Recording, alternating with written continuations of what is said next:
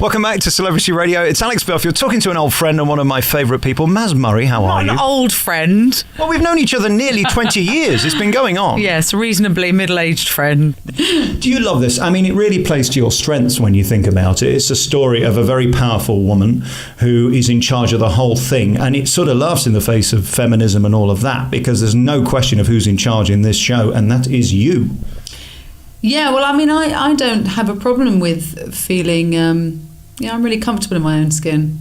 I'm happy to be a woman and I don't feel judged by it, to be honest with you. But I've been very lucky that I've been given, and the amazing roles have been available. But yeah, this is one of them. I think true feminists don't feel that.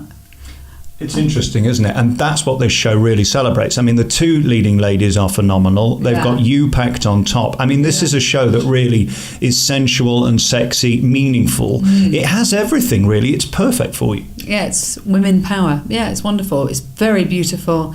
It's very stylized. It's also stuck to the original formula, which is, I think, so important with a show like this. They're very up on the style and getting everything right. So although they have very modern people in the roles and sometimes coming in and celebrities, they're very true to the style of the piece and true to candour and ebb, which I think is the key. Why you? How did this happen? I mean, they could have picked anybody and they chose you. So I was busy doing a concert with Ruthie Henschel, who was Mama Morton 5 days ago. And she said, I think I'm leaving. I think you should come in. And I said, I think we should tell them that that's the plan. Or ask. And I think Ruthie actually was the one that suggested me and put me forward. And so we had a meeting and I came in and sang for them and sang for all the bosses. And they said, okay. How much of Mazz do we get in this? Because she is formidable and you can play to your strengths because you're not a shrinking violet. In all the roles you've done, you've owned them, whether it be Mamma Mia or Killer Queen. And you were in it 732 years. To say that I would feel out of my depth to be in a show playing a role of a woman that's surrounded by lots of women that would push you down the stairs, I can't say that I feel out of place here. I can't say it's a million miles away from true life. It's a brilliant role. It's hilarious. I first saw my sister Gina playing it, so I have done pretty much what I did with our art GCSE homework, and I've just basically copied her and thrown in a few Mazzisms. How long have you had to rehearse this? Because it did happen pretty quick. Yeah, a week. We had a week. It's not about knowing it, it's about having it in your skin and making it your own and being comfortable with it. And you don't want the audience to think, she's thinking about what's next. Right. You know, we're paid to make it look like it's part of us. And that's the hard thing to do in such a short amount of time. So then you're up against Martin Kemp, who is the big name on the poster right now, and that keeps changing, which is part of the thrill of this show, that they bring these headliners in.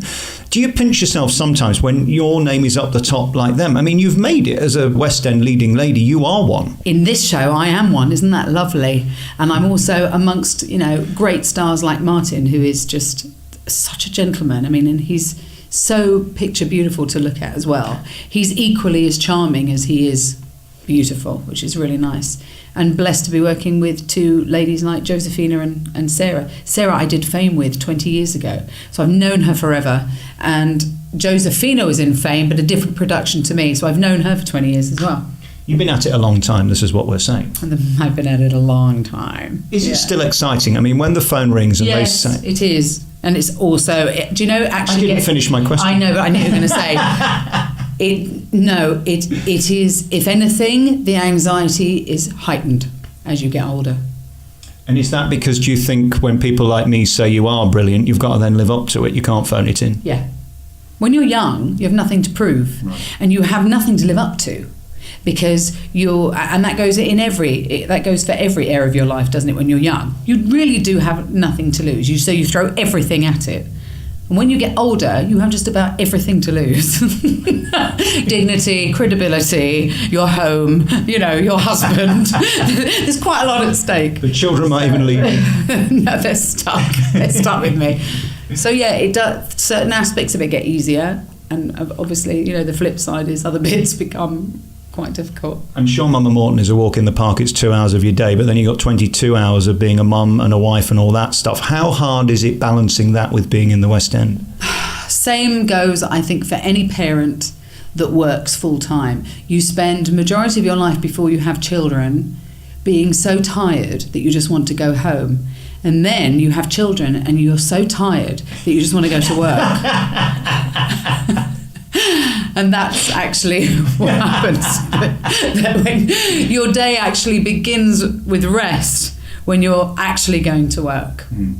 It's wonderful. Listen, I've done it forever and I wouldn't have it any other way. And my children were born into it, so they know it that way. They accept that I'm flaky and unreliable, and that it's a bonus if I'm there on sports day. And they know they get more presents. Yet the irony is you have to be at the side of the stage when you're due to be on. During this 2.5 hours, you have to be absolutely disciplined. There's an interesting irony there, isn't there? Yeah, completely. But I mean, this job, this particular role, you're playing somebody very, very strong, they're my favourite roles to do. I find them so much easier to play somebody who is in control than to play a sort of a quivering wreck, because I would find that exhausting. In a way, you know, the more powerful the role, the less you move. I found. And also, you know, like I said once as well, I think if you were playing Mary Poppins, it would be exhausting to be able to be that jolly every day. This is unnatural. Sort of take your life out on the audience, really, can't you? Yeah. Like when I was Killer Queen, I was just angry for 2.5 hours for 9 years, which I found so much easier. Because it doesn't matter how your day's been. It's always easier to be angry, to pretend to be angry, than it is to, you know. And then interestingly, you brought out an album this year. It's been such a special year for you with Mamma Mia and then the album and now this. And that album is the antithesis of your performance in We Will Rock You, which you really became so well known for. That Killer Queen was killer and amazing and huge. Yet this album was so tender, so beautiful, so perfectly pitched. You were sort of having a little zinger with us all, because I think everybody was expecting you to do this big Mazz, and that wasn't what you gave us. No, I wanted to make some music which was basically how what I first heard as a young girl growing up, and what I found inspiring. And I think any artist would tune in, even if I'm singing rock, even if I'm singing Killer Queen, you still use your essence of what you think is beautiful. It doesn't really matter how powerful, and it's not actually about big notes that touches people. Right. I don't think. You have to understand what you're singing, and there's a certain collection of notes which just can matter and pluck your heartstrings. Fast music, slow music, you know, ballads, up-tempos, rock, whatever it is.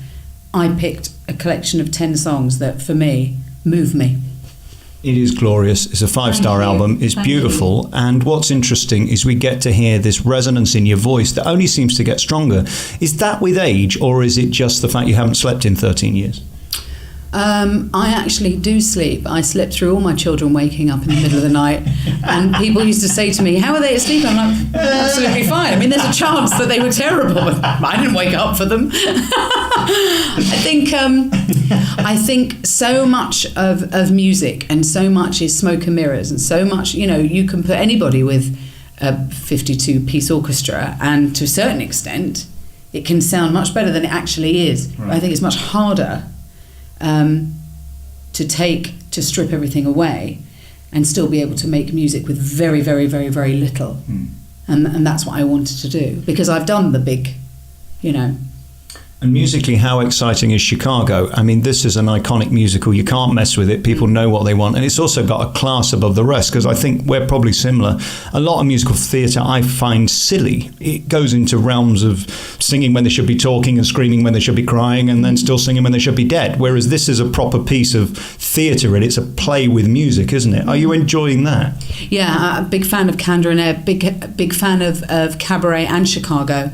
Two of my most favourite shows, actually, and scores, having seen my mother, who was in Cabaret, funnily enough, where I did Mamma Mia 100 years ago, and actually she wasn't 100 years ago, and, you know, wonderful writers. They understand the era, they understand how to create a mood, stunning band, beautiful songs.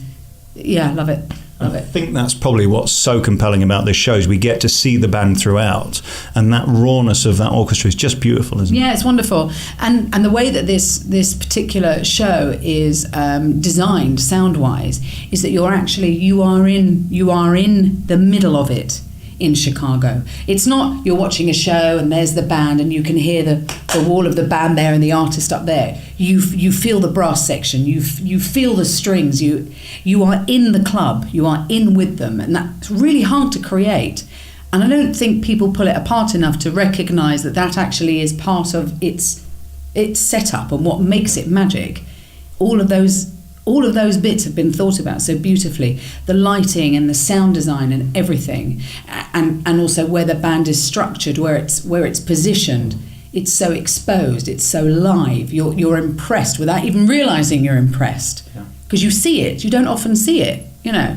Such a glorious story that's still relevant, as I say, today. I think that's what's most compelling is you go, was this written for today or was this written for 1973? Because truly, I mean, the message that comes from it is do not be fooled by the PR bullshit. That's basically the story, isn't it? Yeah, absolutely. You know, the whole, really, Chicago was about social media. You know, it's about, yes, and it's about getting yourself into something, getting yourself out of something using PR. Right. And, interesting. And going to any lengths to do it. It's still a brilliant show. And a deal's a deal. Right. You know, and everyone has a price. They're lucky to have you and you're lucky to have them. This is a beautiful synergy. Mama Morton here at Chicago, the musical at the Phoenix in the West End. How long are you in it for? 6 weeks, here till August the 11th. Beautiful. Chance you might extend?